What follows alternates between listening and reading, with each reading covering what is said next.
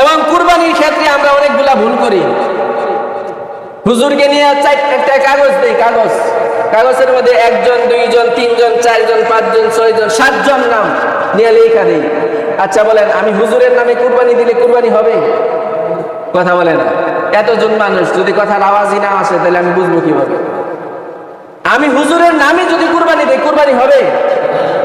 আপনি মসজিদের সভাপতি, আপনি মসজিদের সভাপতির নামে যদি কুরবানি দেয়, কুরবানি হবে? আপনি মসজিদের সেক্রেটারি, আপনার নামে কুরবানি দিলে কুরবানি হবে? আপনি দেশের রাষ্ট্রপতি, আপনার নামে কুরবানি দিলে কুরবানি হবে না। লিল্লাহি, আল্লাহর জন্য কুরবানি দিতে হবে। ওই কুরবানিটা আল্লাহ তাআলা কবুল করবে। সুবহানাল্লাহ। এই জন্য আমরা ভুল করি কি জানেন? হুজুর কুরবানি দিতেছে, হুজুর কুরবানি দেওয়ার জন্য যাইতেছে ছুরি নিয়া, হুজুর হুজুর হুজুর দাঁড়ান দাঁড়ান, এই যে আমার 7টা নাম, এই 7টা নাম বলে গেল। এই ভুল কেউ করবেন না। যে কাগজ নিয়ে দৌড় পারবেন যে হুজুর আমরা 6 জন, আমরা 5 জন, 1 জন, দরকার নাই। একমাত্র কুরবানি দেব কার জন্য? আল্লাহর জন্য।